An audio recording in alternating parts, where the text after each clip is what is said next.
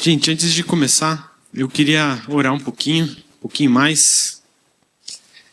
Vamos lá então. Senhor Jesus, obrigado, Senhor. Obrigado pela sua presença aqui. Obrigado pela sua amizade, pelo seu amor. Obrigado, Senhor, porque o Senhor não precisa vir, mas o Senhor decide estar conosco. Obrigado pela sua misericórdia. Espírito de Deus, nós te convidamos aqui.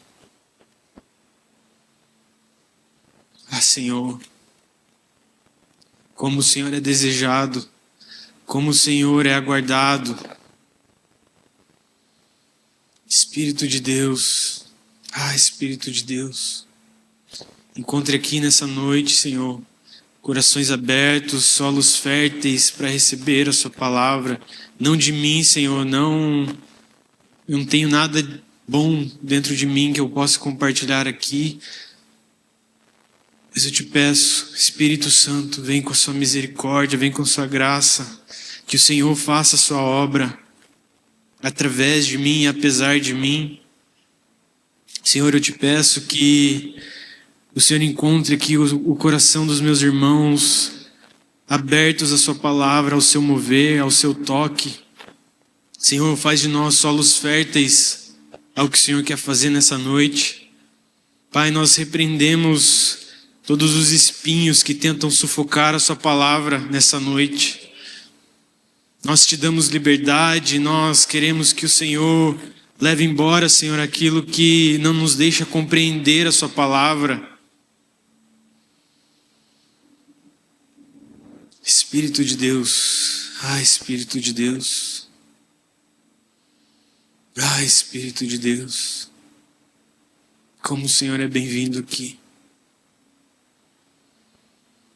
Como o Senhor é bem-vindo aqui. Amém.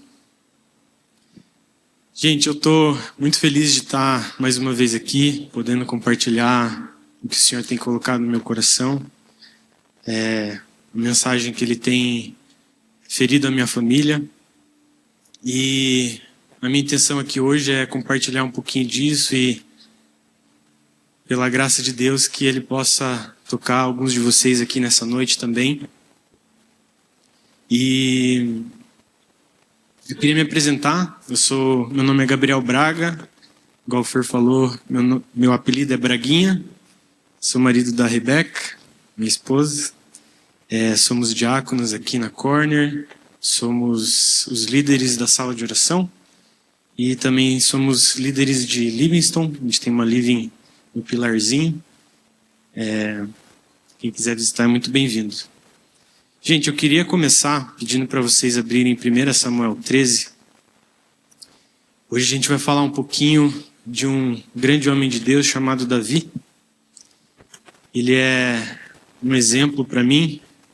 E eu queria ressaltar aqui um aspecto da vida dele que não é muito comentado, pelo menos não é tão comum assim. Eu não lembro de ter ouvido alguém falar a respeito disso especificamente. E eu quero que a vida dele nos inspire a ser um pouquinho parecido com ele. 1 Samuel 13, versículo 13 ao 14. Diz assim: Então Samuel disse a Saul: Você cometeu uma loucura, não guardando o mandamento que o Senhor, seu Deus, lhe ordenou. Pois o Senhor teria confirmado para sempre o seu reinado sobre Israel, mas agora o seu reinado não subsistirá. O Senhor buscou para si um homem segundo o seu coração, e já lhe ordenou que seja príncipe sobre o seu povo, porque você não guardou o que o Senhor lhe ordenou. Então aqui, essa pessoa, segundo o coração de Deus, é esse cara chamado Davi. E eu acho que a gente tem um pouquinho a aprender com ele, porque ele foi o único na Bíblia que Deus falou que é um homem segundo o coração dele. Então, a gente tem muito que aprender com ele. E eu quero trazer aqui um breve contexto. Acredito que a maioria aqui saiba e conheça quem foi esse homem. Mas só para a gente caminhar junto, Davi é um cara que aparece de repente na história de Deus, na Bíblia. Então, indo um pouco atrás, o povo de Israel era escravo na terra do Egito, e Deus levanta um cara chamado Moisés para libertar esse povo, e Deus manda as pragas, e o faraó aceita liberar esse povo. Esse povo sai do Egito, passa 40 anos no deserto, até que finalmente eles entram na terra prometida. E Moisés morre, ele deixa como sucessor um cara chamado Josué, que era o discípulo dele. E Josué foi o primeiro juiz no povo de Israel. E um juiz, na verdade, ele é basicamente um líder militar que era responsável por tomar algumas decisões ali no meio do povo, resolver conflitos. Ele não tinha um papel de governo especificamente, mas ele tinha esse papel de líder militar.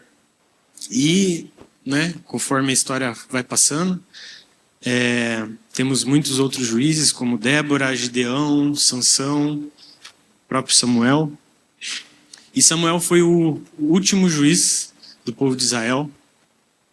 E porque o povo de Israel pediu a Deus, eles queriam ter um rei assim como as nações vizinhas. Deus fica triste, mas aceita o pedido do povo.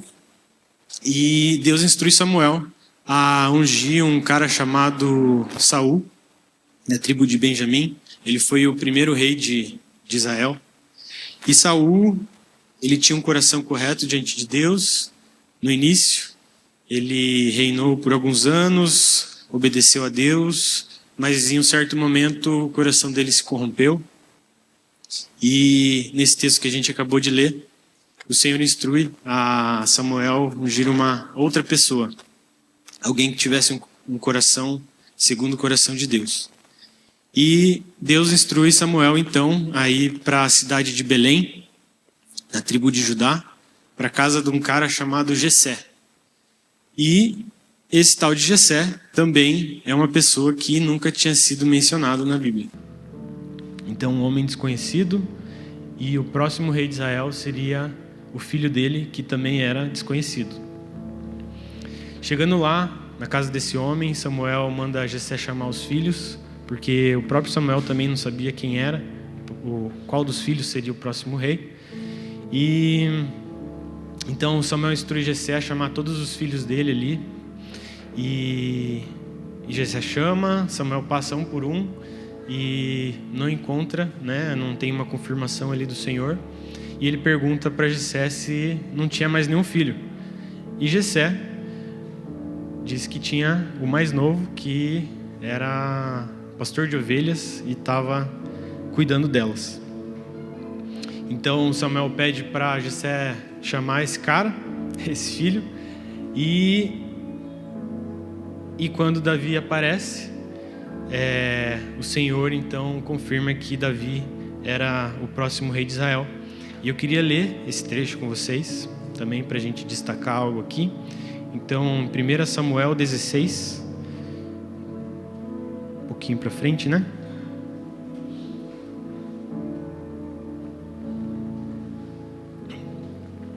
Samuel 16, do 6 ao 13.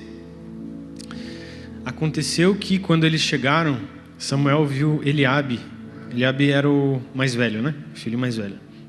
E disse consigo: certamente está diante do Senhor o seu ungido. Porém o Senhor disse a Samuel: não olhe para a sua aparência nem para a sua altura, porque eu o rejeitei. Porque o Senhor não vê como o ser humano vê. O ser humano vê o exterior, porém o Senhor vê o coração. Então Jessé chamou Abinadab e o fez passar diante de Samuel, que disse: nem a este o Senhor escolheu. Então Jessé fez passar a Samá, porém Samuel disse: tampouco a este o Senhor escolheu. Assim Jessé fez passar os seus 7 filhos diante de Samuel. Porém Samuel disse a Jessé: o Senhor não escolheu nenhum destes. E perguntou a Jessé: estes são todos os seus filhos? Jessé respondeu: ainda falta um, o mais moço, ele está apacentando as ovelhas. Então Samuel disse a Jessé: mande chamá-lo, pois não nos sentaremos à mesa sem que ele venha. Então mandou chamá-lo e o fez entrar. Davi era ruivo, de belos olhos e boa aparência. E o Senhor disse a Samuel: levante-se e unja-o, pois este é ele. Samuel pegou o chifre do azeite e ungiu Davi no meio de seus irmãos. E daquele dia em diante o Espírito do Senhor se apossou de Davi. Então Samuel se levantou e foi para Ramá. Então nós vemos aqui, que o Senhor não vê a aparência, mas vê o coração. E eu acho muito engraçado que bem no fim desse texto diz que Samuel ungiu Davi e foi para Ramá. Ele ungiu, beleza, falou. Eu fico imaginando ali a família de Davi, eles perguntando assim, tá, e agora? Davi é rei, a gente vai para Jerusalém, vai ficar, o que a gente faz? E, gente, Davi foi efetivamente rei sobre Judá depois de 15 anos que ele foi ungido. E para ele ser rei de todo Israel, precisou de mais 7 anos. Então Davi, esse garoto que era desconhecido, ninguém conhecia, ele foi ungido rei e de repente ele voltou a ser desconhecido. Ele não virou rei imediatamente, ele voltou a cuidar das ovelhas do pai. Então, o que é curioso é que, como eu falei, depois que Davi foi ungido rei, ninguém soube quem ele era, por um bom tempo. Ele voltou para a natureza, ele foi para o deserto, ele voltou a ficar sozinho, com a sua harpa, cantando, escrevendo poesias, somente ele e Deus. Ninguém sabia quem era Davi até esse momento. Na verdade, nenhum homem sabia quem era Davi, mas Deus conhecia esse homem. E Davi, esse pastor de ovelhas simples, é o que a Bíblia diz, que é um homem segundo o coração de Deus, do qual o próprio Jesus é descendente. Ele era simples, fazia um trabalho simples, ele foi esquecido pela família e a maior parte do tempo dele ele passava sozinho com algumas ovelhas. Quando eu olho para esse exemplo de Davi e comparo isso com a nossa sociedade, eu percebo que tem alguma coisa errada com a gente. Então, Davi, ele não quis aparecer, ele vivia isolado, escondido, e hoje nós queremos relevância, queremos seguidores, queremos ser conhecidos de alguma forma. E olhando para esse exemplo, eu acredito que a gente não deveria ser assim. O padrão de Deus é outro. Novamente, o ser humano que vê o exterior, mas o Senhor vê o nosso coração. E eu queria entrar aqui e conversar com vocês sobre solitude. Solitude é algo que até certo aspecto está um pouco comum, A gente tem ouvido falar bastante a respeito disso, mas eu não quero me apegar aos detalhes. Mas eu queria começar perguntando para vocês se vocês gostam de estar sozinhos. Quando vocês pensam assim, eu vou ficar sozinho, isso incomoda vocês ou não? Vocês sentem necessidade de ter a agenda sempre cheia, de encher de compromissos, estar com os amigos? Quando a gente tem um culto ou até uma sala de oração, que a gente tem a sala de oração na igreja, que vem poucas pessoas, vocês ficam chateados, desapontados, por que eu vim? Eu queria que a gente parasse para pensar que esse lugar de solitude, ele é diferente da solidão, onde realmente é um lugar ruim, onde a gente está sozinho. A solidão fala dessa tristeza, né, de estar sozinho. A solitude fala de um prazer. Mas, diferente do que hoje é pregado e falado, o prazer da solitude não está em você estar bem consigo mesmo, de você saber quem você é, né, de você estar bem resolvido. Na verdade, o prazer da solitude não é que a gente está sozinho, é que nós estamos sozinhos, né, se a gente for olhar para os homens, mas a solitude é um lugar onde a gente encontra o Senhor. Então, o prazer da solitude não está realmente em estar sozinho, mas é estar com o Senhor. E nós vemos muitos exemplos na Bíblia de homens que encontraram esse lugar: Moisés, Davi, João Batista, o próprio Jesus. Então a gente precisa aprender a encontrar o Senhor nesse lugar. A solidão realmente é um lugar terrível, né? Um lugar triste.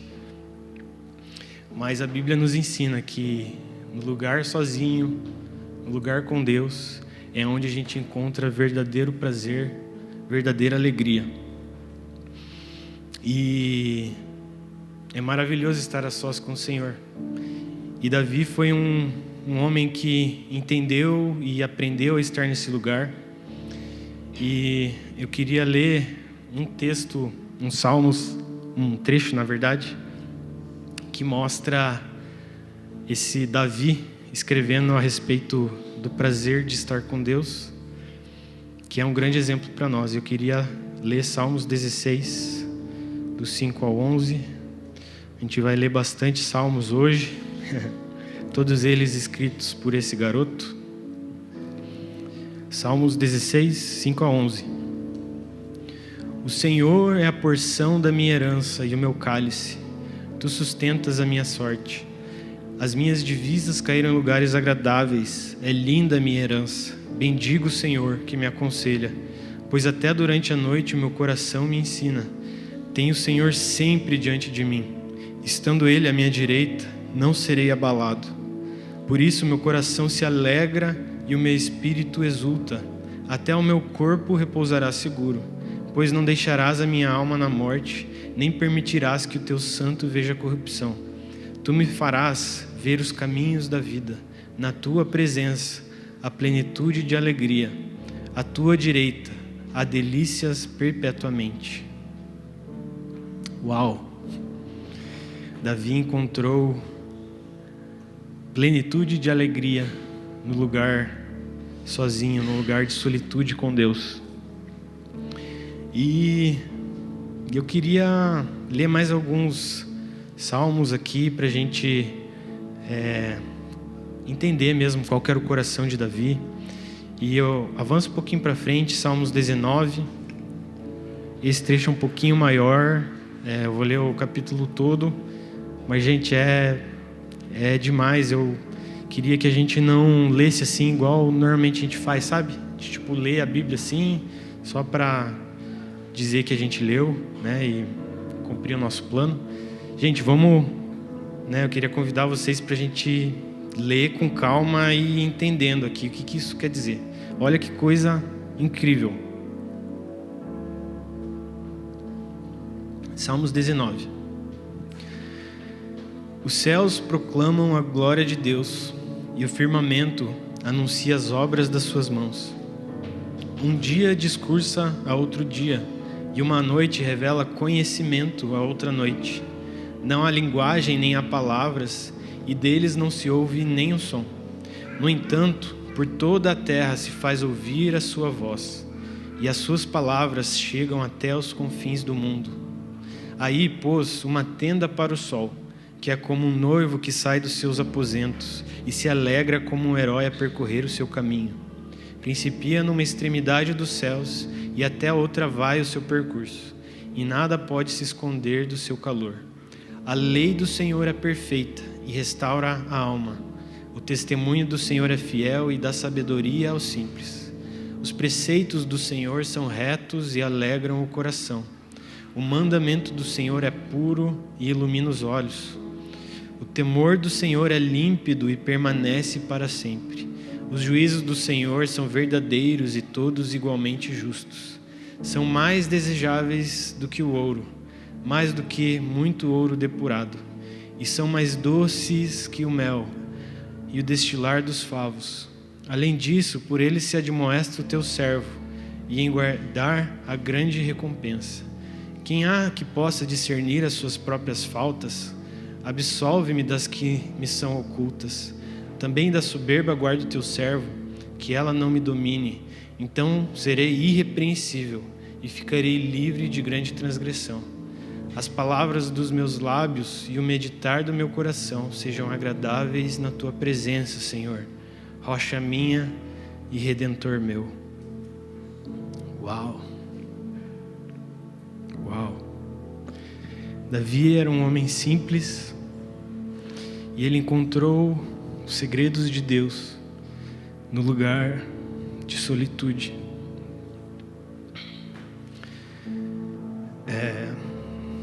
Não me entendam mal, gente, eu não quero pregar aqui um lugar de isolamento onde a gente tem que viver sozinho.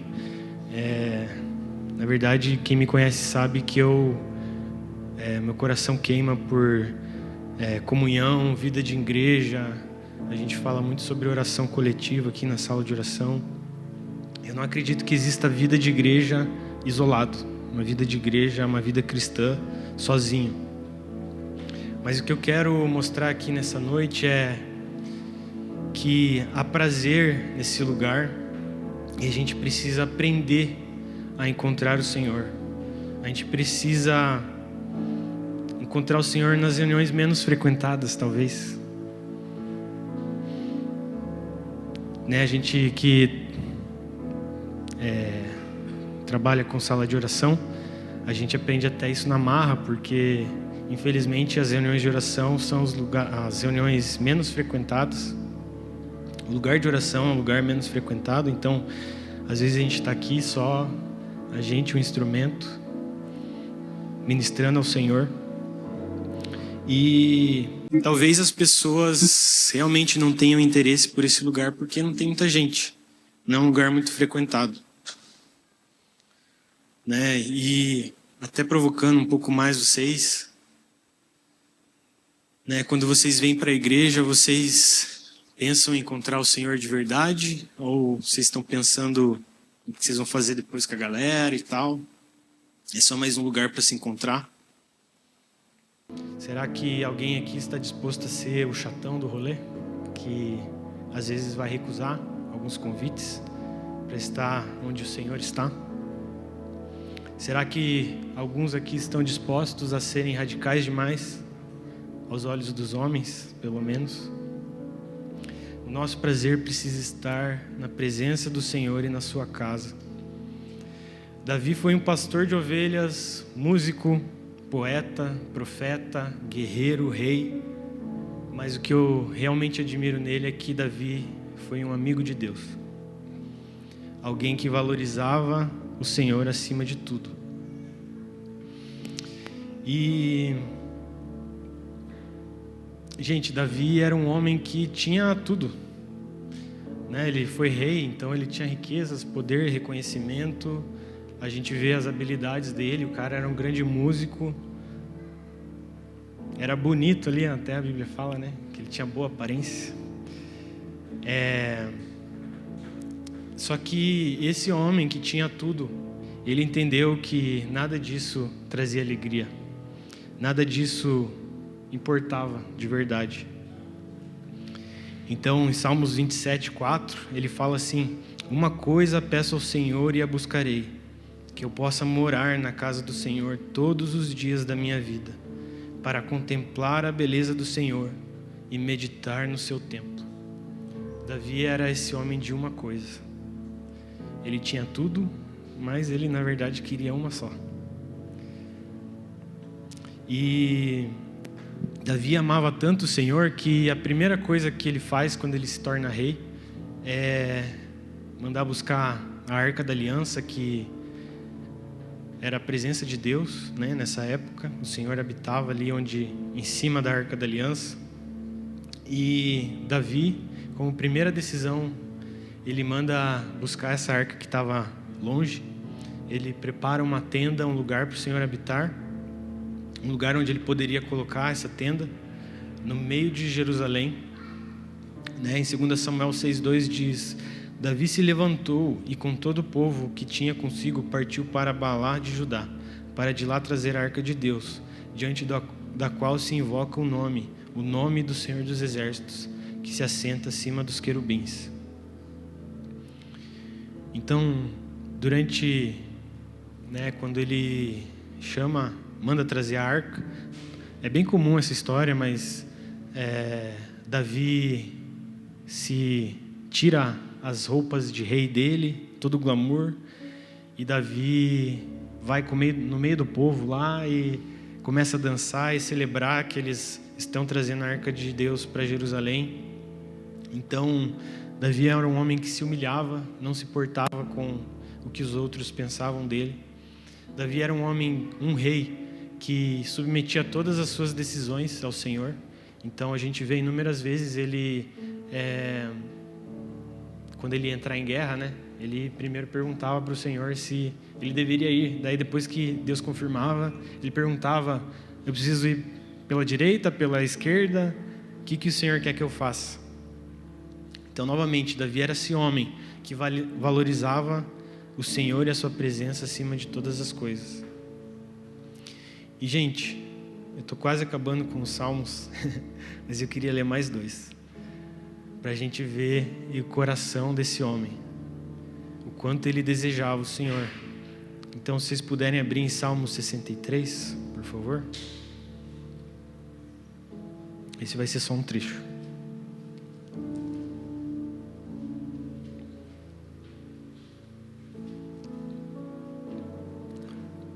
Salmo 63, do 1 ao 8. Ó Deus, Tu és o meu Deus, eu te busco ansiosamente. A minha alma tem sede de Ti, meu corpo Te almeja como terra árida, exausta e sem água. Assim quero ver-Te no santuário para contemplar a Tua força e a Tua glória, porque a Tua graça é melhor do que a vida. Os meus lábios Te louvam. Assim eu Te bendirei enquanto viver. Em Teu nome levanto as mãos. Como de saborosa comida, assim se farta minha alma. E com júbilo nos lábios, a minha boca Te louva. No meu leito, quando de Ti me recordo, e em Ti medito durante as vigílias da noite. Porque Tu tens sido meu auxílio.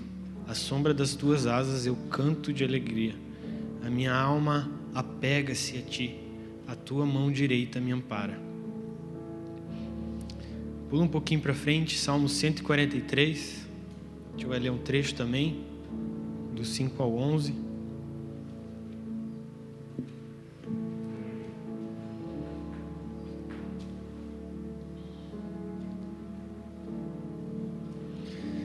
Lembro-me dos dias de outrora, penso em todos os Teus feitos e medito nas obras das Tuas mãos. A Ti levanto as mãos, a minha alma anseia por Ti como terra sedenta. Senhor, responde-me depressa, o meu espírito desfalece. Não me escondas a Tua face, para que eu não me torne como os que baixam a cova. Faze-me ouvir pela manhã da Tua graça, pois em Ti confio. Mostra-me o caminho por onde devo andar, porque a Ti elevo a minha alma. Livra-me, Senhor, dos meus inimigos, pois em Ti é que me refugio. Ensina-me a fazer a Tua vontade, pois Tu és o meu Deus. Que o Teu bom Espírito me guie por terreno plano. Vivifica-me, Senhor, por amor do Teu nome, por amor da Tua justiça. Tira minha alma da angústia. Então, Davi era essa pessoa que valorizava o Senhor acima da sua própria reputação, acima da sua segurança, acima das riquezas, acima da sua própria vontade. E eu queria perguntar para vocês: vocês têm colocado o Senhor no primeiro lugar? Ah, Senhor, coloca aqui em nós, Senhor, o coração de Davi, a ponto de desfalecermos, Senhor, a ponto de morrermos se não tivermos o Senhor conosco.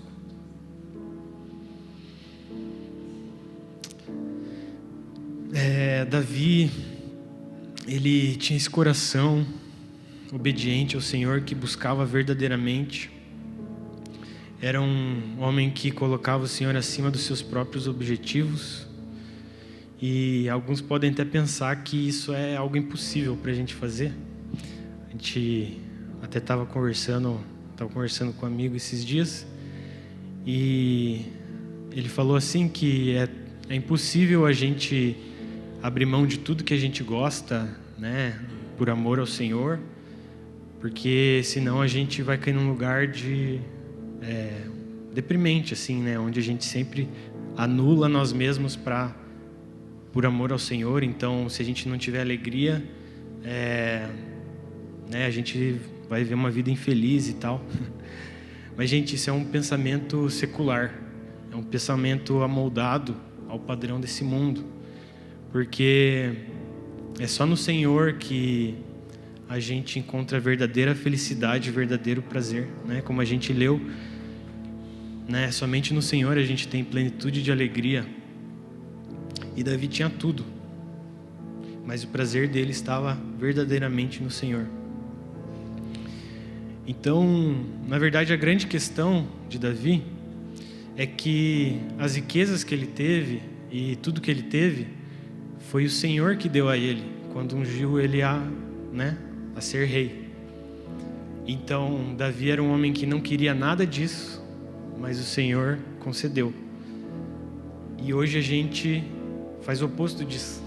A gente busca todas essas coisas e a gente espera encontrar o Senhor no meio do caminho.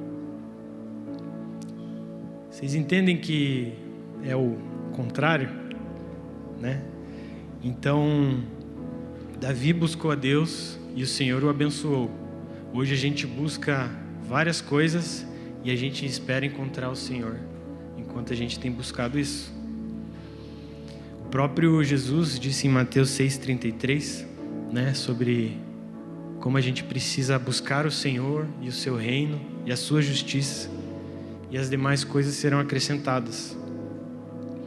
Então, não me entendam mal, gente, eu não quero aqui pregar também, não, a gente precisa buscar o Senhor e como se fosse algo que a gente pudesse fazer sozinho, né? Tipo, agora, a partir de hoje, só vou buscar Deus. Não é isso, porque isso é impossível, realmente, a gente não consegue fazer isso. Mas o que cabe a nós é a gente buscar, é a gente desejar, desesperadamente. E enquanto a gente busca o Senhor, Ele vai transformando o nosso coração. Em Marcos 4, Jesus está falando ali sobre a parábola da semente, e ele fala algo realmente que, né, faz sentido com isso que eu estou falando aqui. Marcos 4, 26 a 29, fala assim: Jesus disse ainda: o reino de Deus é como um homem que lança semente na terra. Ele dorme e acorda, de noite e de dia, e a semente germina e cresce sem que ele saiba como. A terra por si mesmo frutifica. Primeiro aparece a planta, depois a espiga e por fim o grão cheio na espiga. E quando o fruto já está maduro, logo manda cortar com a foice, porque chegou a colheita. Então, aqui ele está falando, né, sobre como o reino de Deus é algo que o homem não consegue explicar. Ele planta e de repente o fruto aparece. E isso a gente pode aplicar a nós mesmos, né? Então, essa mudança o Senhor vai gerar em nós de forma automática, vai ser o fruto gerado, né, através da comunhão com o Espírito. Só que o nosso papel é a gente ter uma terra boa, preparar o nosso coração para receber o Senhor. Eu acredito muito que a palavra ela vai frutificar num solo que seja hospitaleiro, um solo que se submete à palavra de Deus. Como eu orei aqui no início, o jardineiro ele cuida para que os espinhos não cresçam, ele cuida para que as aves não venham e roubem as sementes. Então, esse é o nosso papel.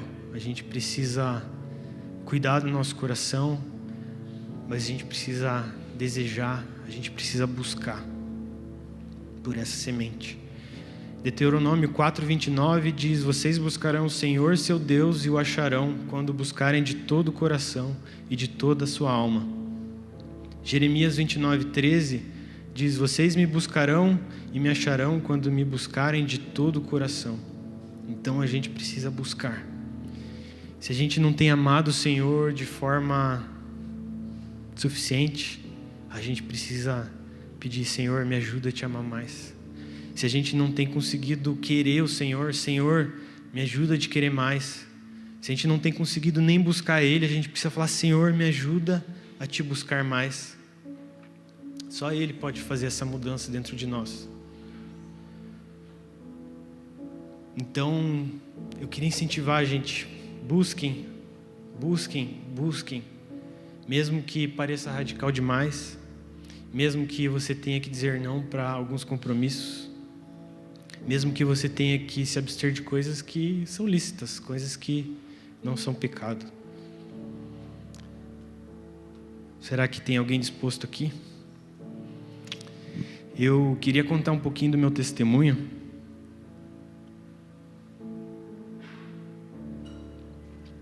Gente, não quero me comparar a Davi aqui de forma nenhuma, tá? Mas o Senhor fez uma grande mudança no meu coração, recente, acho que faz uns, talvez entre 4 e 5 anos, que eu não sei explicar, então não é mérito meu nenhum, mas eu queria falar dessa transformação que o Senhor fez dentro de mim, dentro da minha casa, da Rê também. Então, eu nasci num lar cristão. Os meus pais conheciam a Jesus antes de se casarem até. E, então eu cresci conhecendo a Bíblia, cresci sendo criado nos princípios de Deus.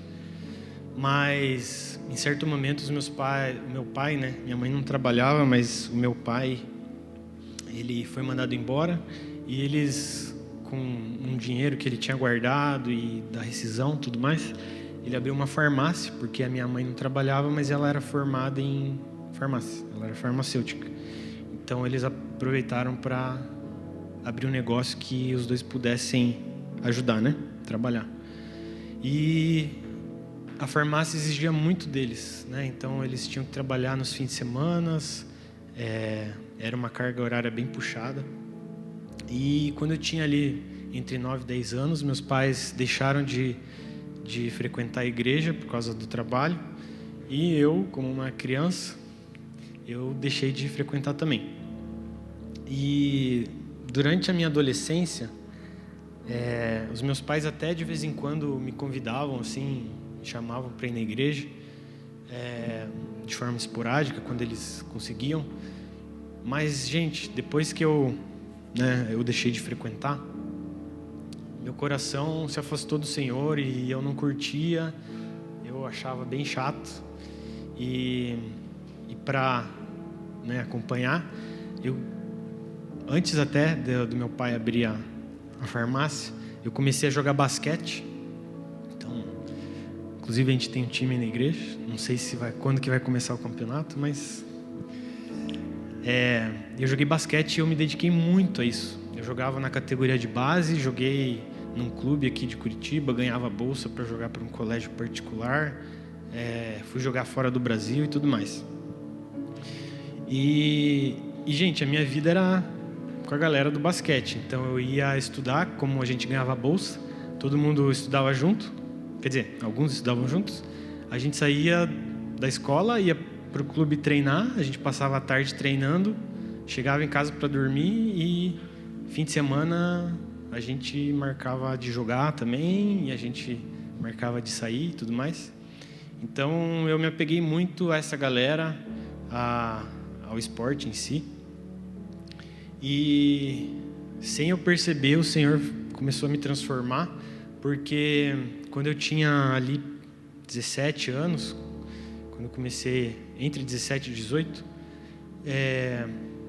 esse sentimento de não gostar de ir à igreja, do nada assim, eu comecei a mudar.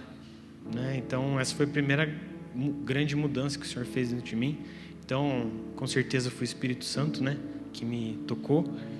Mas os meus pais começaram a voltar a frequentar por causa de uma tia minha que começou a estar bem envolvida na igreja.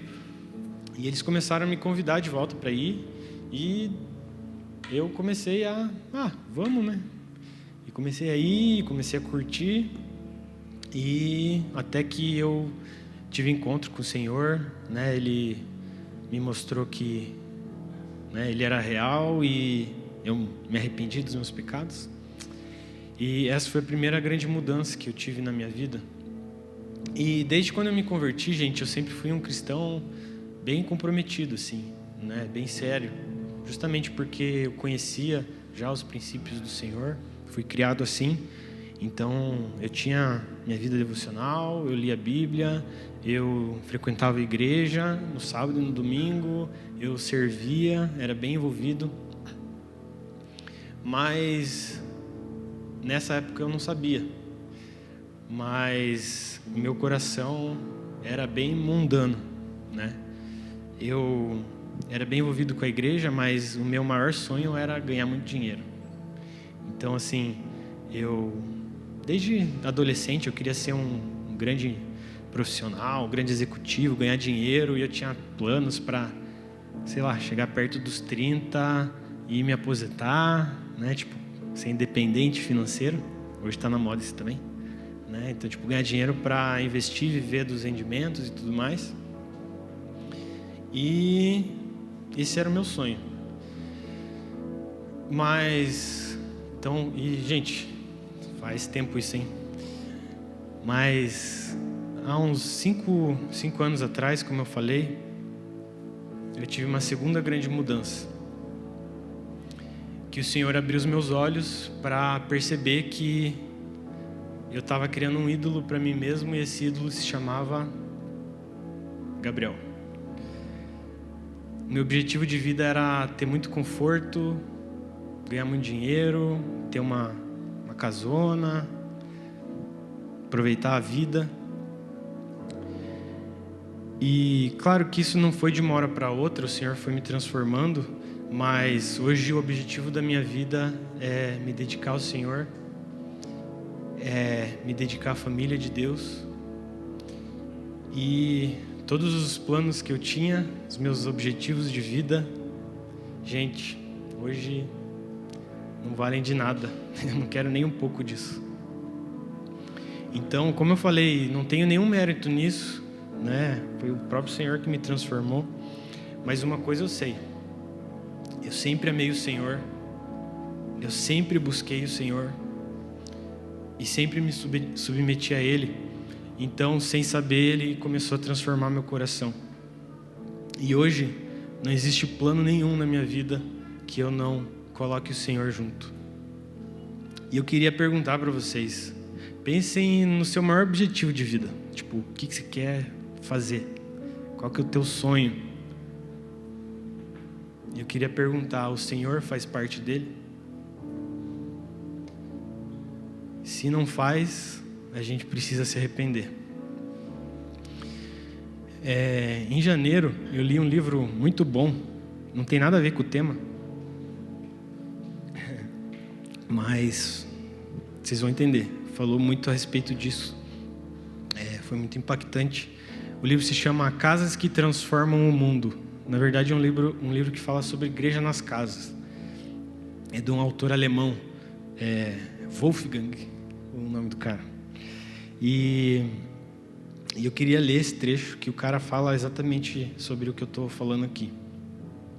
Que na verdade, gente, isso é o que tinha no meu coração, né? Esse negócio de ganhar muito dinheiro e tal, e viver para mim mesmo. Mas hoje a igreja do Ocidente, ela está assim, né? E eu queria ler esse trecho aqui desse autor. Ele fala assim, no Ocidente, a vida de muitos cristãos ainda continua girando em torno de sua carreira, do televisor, de seus passatempos, sua vida particular e seus animais domésticos, tudo revestido com uma película tênue e bastante transparente de atividades cristãs, como comparecer a um culto, orar antes das refeições ou escutar música cristã. Esse estilo de vida não se distingue muito da vida do não cristão. Uma orgia vitalícia e ininterrupta de individualismo em que todos visam viver o quanto antes a maior quantidade possível de divertimento, conquistar e conservar dinheiro, segurança e saúde. Então eu percebi que eu era assim, mesmo dentro da igreja. Gente, a gente está muito longe do primeiro mandamento. E a gente está muito acostumado com a igreja aqui no Ocidente, que, né, é onde a gente vive, mas a gente tem muitos testemunhos de irmãos ao redor do mundo que têm perdido tudo por Deus, de verdade, que também são grandes exemplos para nós. E tem uma história que eu também quero ler rapidamente, num outro livro chamado A Igreja do Século XX. Eu não sei quantos já leram aqui, mas é um livro do John Walker, e ele, na verdade, fala, através desse livro, as histórias de todos, ou a maioria dos avivamentos que tiveram no século XX, como começaram, como foi durante, como eles terminaram. E em um desses capítulos ele fala sobre o avivamento na China, que ocorreu em 1970, 80. E nesse livro, o autor, John Walker, ele não escreve sobre isso, mas ele tira um trecho de um outro livro, é um livro em inglês, de 1985, chamado China Miracle, A Silent Explosion, que é um livro de um autor inglês, né, basicamente relatando o avivamento. E nesse trecho tem o testemunho de uma irmã que não tem nem o nome dela, mas é uma mulher que ficou presa por 24 anos simplesmente porque era cristã. E eu queria ler esse testemunho dela, que é demais. Então aqui começa quando foram prender ela, né? Então, ela estava orando quando as autoridades chegaram para prendê-la.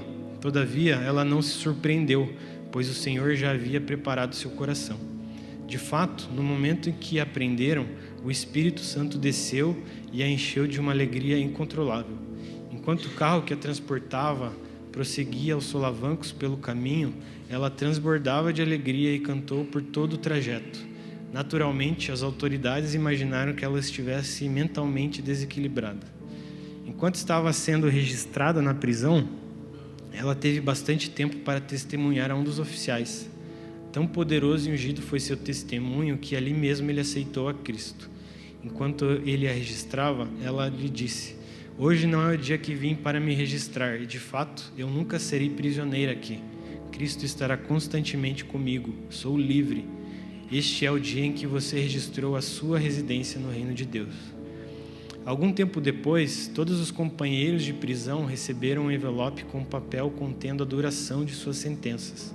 Quando lhe perguntaram de quanto tempo era a sua sentença, ela respondeu: "Eu não sei, guardei o veredito sem olhar." "Por que?" eles perguntaram. "Você não quer saber quantos anos de prisão lhe deram?" "Não me importa," ela replicou. "Sejam 10 ou 100 anos. Cada dia será um dia a mais com o meu Senhor." Na prisão, estavam apinhados de forma desumana, 10 prisioneiros por cada cubículo. Não tinham permissão para conversar com os demais nem para cochilar durante o dia. Periodicamente, um guarda examinava a cela através de uma abertura de vidro na porta. Muitos adoeciam, outros enlouqueciam. Um prisioneiro cochichou essa mulher: "Vemos que sua fé religiosa realmente lhe dá forças." Um dia, o guarda apareceu de repente e gritou: "Pare de sorrir." "Não estou sorrindo," ela replicou. "Está sim," lhe gritou o guarda. Quando ele saiu, os outros prisioneiros disseram: "Seus olhos estão sempre sorrindo e o seu rosto brilha de alegria, mesmo quando não está sorrindo." A maioria dos seus companheiros de prisão não eram cristãos. Na realidade, não eram, até que ela levou muitos deles ao Senhor. Não me importa, sejam 10 ou 100 anos, cada dia será um dia a mais com meu Senhor. Ó Senhor, nos ensina a desfrutar da sua presença. Nos ensina a te encontrar, Senhor, no nosso dia a dia, no meio da nossa rotina. E, gente, eu já estou indo para o fim. Até eu não sei cadê o Lud, se puder subir. Eu quero que a gente não confunda também, e isso é muito comum, quando a gente fala de buscar a Deus e de amar a Senhor acima de todas as coisas, que uma vida dedicada ao Senhor não é uma vida de serviço, fazendo coisas para o Senhor. Claro que o serviço ele é uma consequência do nosso amor ao Senhor e amor pela família de Deus. Mas às vezes a gente acha que entregar tudo é você ir virar um pastor ou virar um missionário e largar tudo para fazer a obra de Deus. Na verdade, muitas vezes entregar tudo é não fazer nada. É você entregar os seus sonhos e objetivos ao Senhor. Obviamente, né, que a gente vai corresponder ao amor de Deus, né, e aos necessitados, às pessoas que não conhecem ao Senhor, mas como eu disse, isso tem que ser uma consequência. Então, amar o Senhor de verdade vai muito além de servir a Ele. Então, colocar o Senhor no primeiro lugar não é só para pastores e missionários, gente, e líderes de forma geral. Às vezes essas pessoas até colocam o próprio ministério acima do Senhor. Então, você viver uma vida colocando o Senhor em primeiro lugar, é você incluindo o Senhor em todos os seus planos, em todos os seus objetivos, em tudo que você faz. A gente precisa aprender a amar o Senhor no nosso dia a dia, com a nossa vida, aonde quer que a gente esteja, sendo no ministério integral ou não. E eu queria terminar com um exemplo de um grande homem de Deus. Ele é uma das minhas maiores inspirações, além de Davi. Ele é um grande exemplo para mim, e eu vou terminar com isso. É um homem que, se a Bíblia tiver uns 10 versículos falando sobre ele, é muito. Mas eu quero ser muito como esse cara. Queria convidar vocês a abrir em Gênesis 5:21, para a gente ler a respeito desse cara.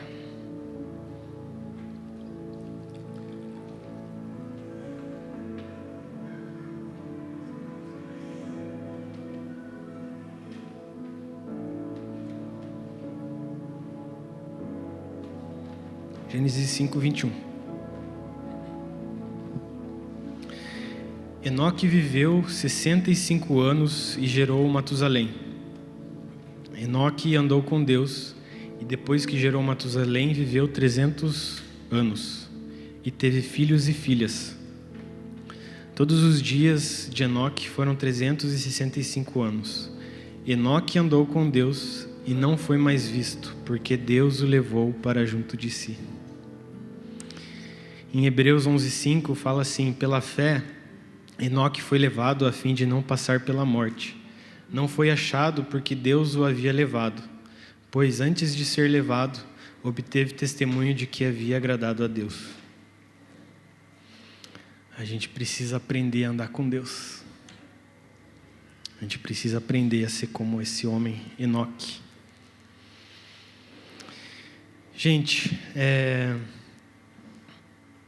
isso que eu tinha para compartilhar com vocês. Eu queria que a gente tirasse um tempo. Eu não vou fazer nenhum apelo específico, mas eu gostaria que a gente pudesse orar um pouquinho aqui, gastar um tempo, declarando nosso amor pelo Senhor, buscando o Senhor de verdade. E, claro, se você quiser vir aqui à frente, a gente vai estar orando com vocês, né? Os diáconos aqui, os líderes, eu também. Mas eu queria que a gente ficasse bem livre, que a gente buscasse o Senhor e pedisse por fome, pedisse por desejo, pedisse principalmente para o Senhor transformar os nossos desejos no nosso coração.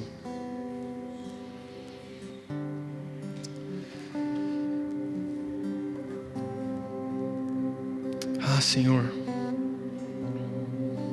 Ah, Senhor.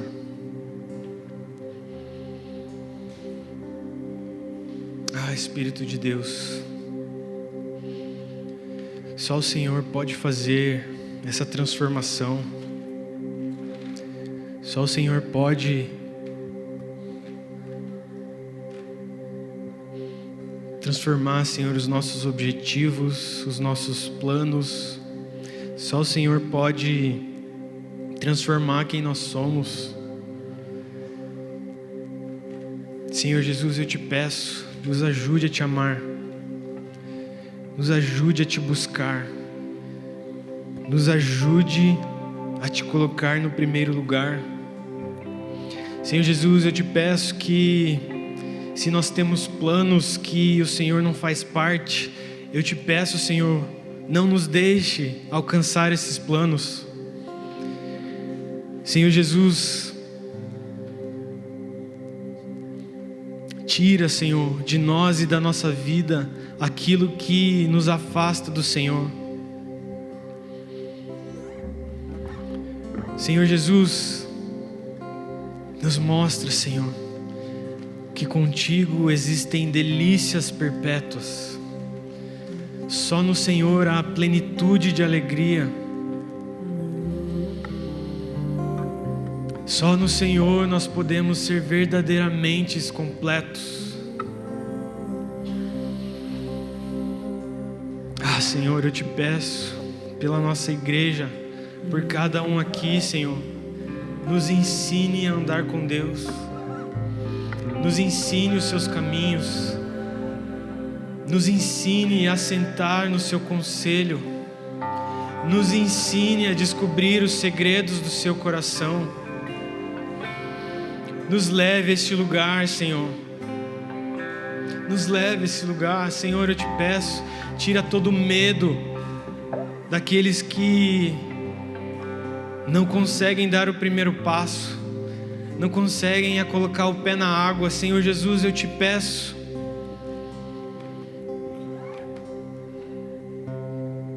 Ah, Senhor Jesus, eu te peço. Transforma os nossos corações. Transforma quem nós somos.